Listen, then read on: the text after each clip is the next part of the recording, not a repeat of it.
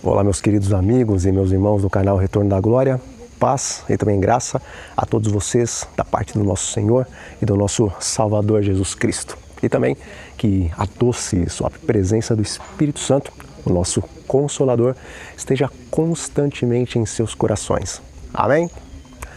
Bom, meus amigos, de Gênesis até o Apocalipse, a bendita esperança que a palavra do Senhor nos apresenta é a segunda e também gloriosa volta de Jesus para que Ele possa ressuscitar os fiéis e transladar aqueles que venceram a besta, o falso profeta e também a sua marca. E, embora a Bíblia nos apresente inúmeros versículos falando sobre a volta de Jesus, e embora esse deveria ser o nosso mais ardente desejo, ver o Rei em toda a sua formosura, infelizmente, quanto mais próximos estamos daquele grande dia, menos pensamos e menos falamos no retorno de Jesus.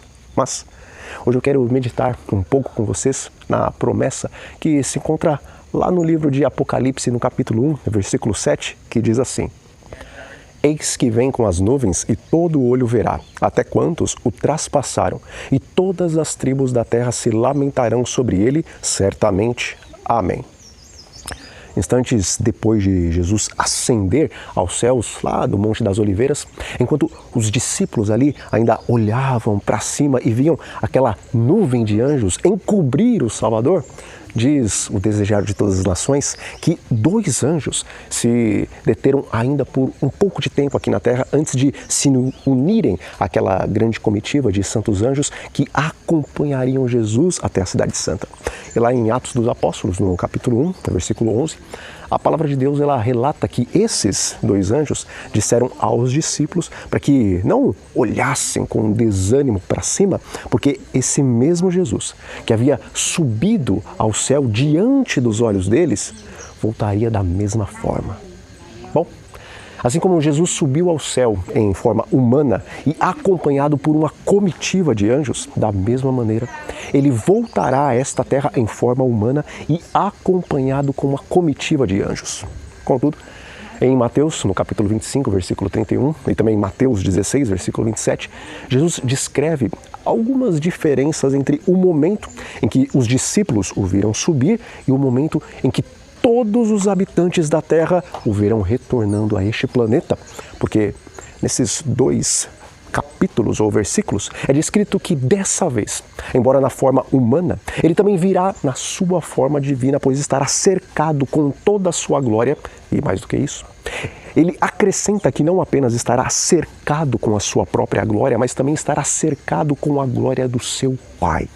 E diferente de quando ele subiu ao céu com uma comitiva de anjos, Jesus afirma que quando ele vier, não apenas uma comitiva, mas todos os anjos do céu o acompanharão.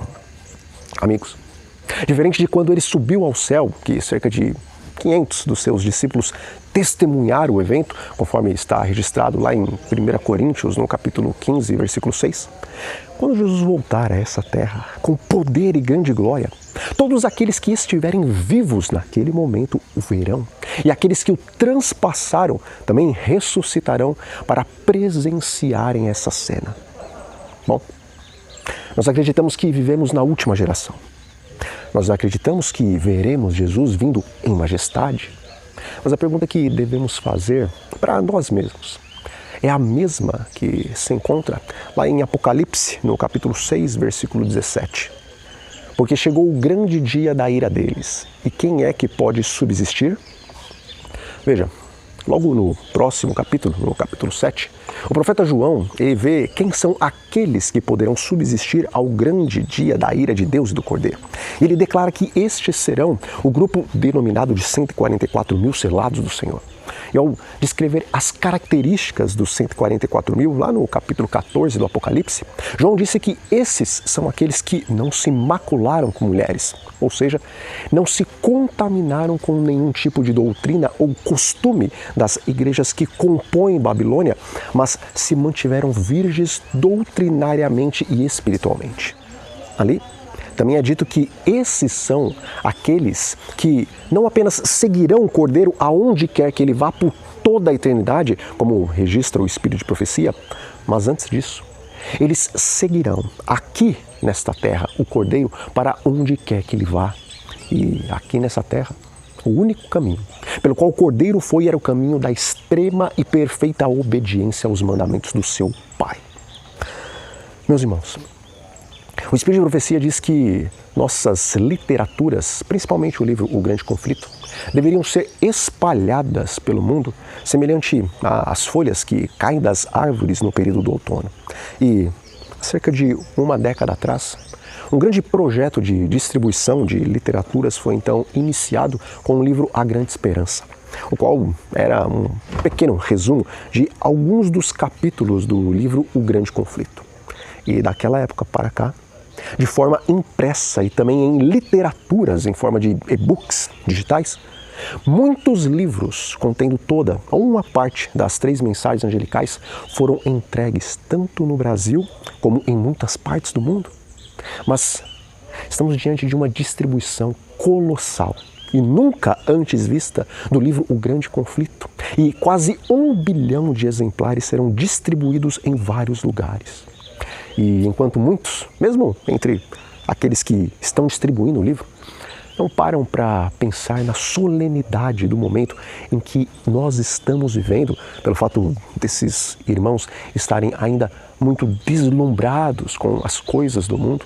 E enquanto alguns murmuram a respeito dessa iniciativa, pelo fato do livro ser a versão condensada do Grande Conflito, em vez de ser a versão completa, a palavra do Senhor está nos perguntando: quem poderá subsistir ao grande dia da ira do Deus Todo-Poderoso?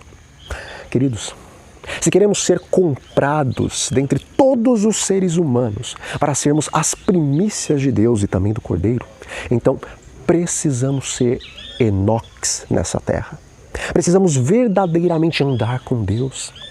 É somente aqueles que verdadeiramente andam com Deus que, como Enoque, vão alcançar da parte do Senhor um testemunho favorável e Deus os tomará para si mesmo, porque são dignos de continuarem andando com Ele no céu, porque primeiramente andaram com Ele aqui na terra. Quem poderá subsistir ao grande dia do Deus Todo-Poderoso? Será que aqueles que dizem que os mandamentos são eternos e que ainda devemos observá-los, que vão poder subsistir naquele dia? Não. Não serão aqueles que dizem que os mandamentos de Deus devem ser guardados, mas só poderão subsistir no dia da volta de Jesus aqueles que realmente guardam os mandamentos do Senhor, porque aqueles que dizem que os mandamentos ainda devem ser guardados, mas vivem transgredindo a lei, esses são mentirosos. Mas com relação aos 144 mil, a palavra de Deus diz que na boca deles não se achou mentira.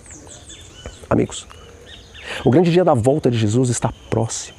E como está escrito, ele vem como assolação do Todo-Poderoso. Por isso, não percam mais o seu tempo manquejando entre Deus e entre Baal.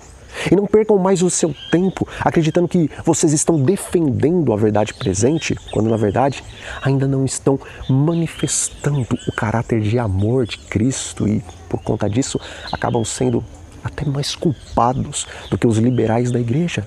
Porque quanto maior o conhecimento da verdade, maior é a cobrança de Deus para com aquele que conhece a verdade. Portanto, meus queridos irmãos, lancem-se aos pés do Salvador. Confessem os seus pecados, peçam para Ele verdadeiro arrependimento e peçam que Ele sonde o seu coração e mostre todos os seus defeitos de caráter, os quais precisam urgentemente ser removidos, pois o Espírito de Profecia nos diz em Conselhos para a Igreja, lá na página 343, que nenhum de nós adventistas vai receber o selo de Deus enquanto houver uma nódoa ou uma mácula sequer no nosso caráter. Amigos, não há mais tempo para sermos mornos e não há mais tempo para sermos críticos, sem antes tirarmos a trave que está nos nossos olhos para então podermos enxergar claramente e ajudarmos o nosso irmão com o cisco que está em seu olho. Agora, meus irmãos, é hora de buscarmos ao Senhor enquanto podemos achá-lo, porque o tempo é breve e aquele que há de vir, virá. Bom, nós vamos ficando por aqui. Mas antes, continue comigo para fazermos uma breve oração. Deus, nosso bom Pai, nós louvamos Teu excelso nome e agradecemos por Tua infinita misericórdia e bondade.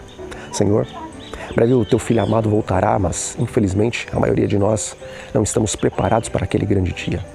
Ajude-nos, Senhor, a nos focarmos em nossa preparação para podermos nos encontrar em paz com o Senhor Jesus Cristo. E isso nós lhe pedimos em nome de Jesus. Amém. Bom, que a paz do Senhor Jesus, a qual excede todo o entendimento, esteja sobre cada um de vocês. Um grande abraço e até a próxima.